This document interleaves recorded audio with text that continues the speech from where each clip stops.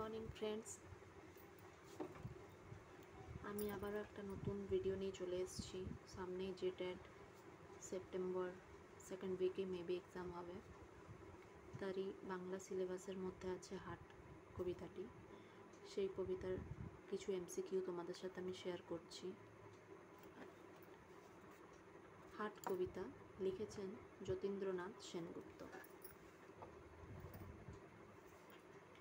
হাট কবিতাটি কোন কাব্যগ্রন্থের অন্তর্গত? মরীচিকা, মরুশিখা নাকি মরুমায়া? উত্তরটি হচ্ছে মরুশিখা। দ্বিতীয় নম্বর প্রশ্ন হচ্ছে, হাট কবিতাটি কোন পত্রিকায় প্রকাশিত হয়েছিল?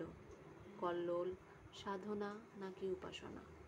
উত্তরটি হচ্ছে উপাসনা পত্রিকায়। তৃতীয় নম্বর প্রশ্ন হচ্ছে, কবি যতীন্দ্রনাথ সেনগুপ্ত কী নামে পরিচিত? প্রকৃতিবাদী, দুঃখবাদী নাকি রোমান্টিক কবি হিসেবে? উত্তরটি হবে দুঃখবাদী কবি হিসেবে। চতুর্থ নম্বর প্রশ্ন হচ্ছে, মরুশিখা কাব্যগ্রন্থটি কবি কাকে উৎসর্গ করেছিলেন? কালিদাস রায়, মধুসূদন দত্ত নাকি রবীন্দ্রনাথ ঠাকুর?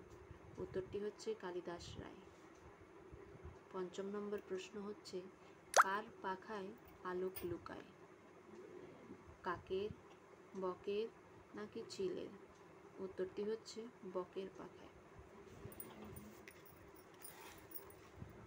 ষষ্ঠ নম্বরের যে প্রশ্ন তা হচ্ছে, হাটে কখন কথার অন্ত থাকে না? প্রভাতে, দিবসে নাকি রাত্রে? উত্তর হবে দিবসে। নির্জন হাটে কার ডাকে রাত্রি নেমে আসে? বক, কাক না কুকুর? উত্তরটি হচ্ছে কাকের ডাকে। উদার আকাশে মুক্ত বাতাসে চিরকাল একই, এটি শূন্যস্থান। তার অপশন হচ্ছে মেলা, হাট নাকি খেলা? তার উত্তর হবে খেলা। উদার আকাশে মুক্ত বাতাসে চিরকাল একই খেলা। নবম প্রশ্ন হচ্ছে, প্রভাতে কি পড়ে না? ঝাঁট, কবিতা নাকি পাঠ? তার উত্তরটি হচ্ছে ঝাঁট। দশম প্রশ্ন হচ্ছে, হাট কবিতাটিতে কয়টি পংক্তি রয়েছে?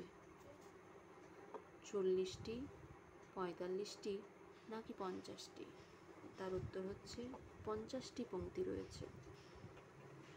11 নম্বর প্রশ্ন হচ্ছে, নতুন করিয়া বসা আর ভাঙা বাক্যটি কার সম্পর্কে বলা হয়েছে? অপশন, হাটের দোচালা নাকি নির্জন হাট নাকি পুরানো হাটের মেলা? তার উত্তরটি হচ্ছে পুরানো হাটের মেলা। থ্যাংক ইউ বন্ধুরা, আমি আজ এইটুকুই শেয়ার করলাম তোমাদের সাথে।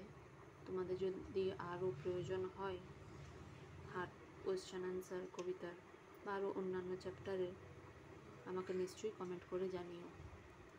আমি রিভাইজ করছি, নিজেও প্রিপারেশান নিচ্ছি, সাথে সাথে তোমাদের সাথেও শেয়ার করব। তোমাদের ভালো লাগলে নিশ্চয়ই কমেন্টে জানিও। Thank you.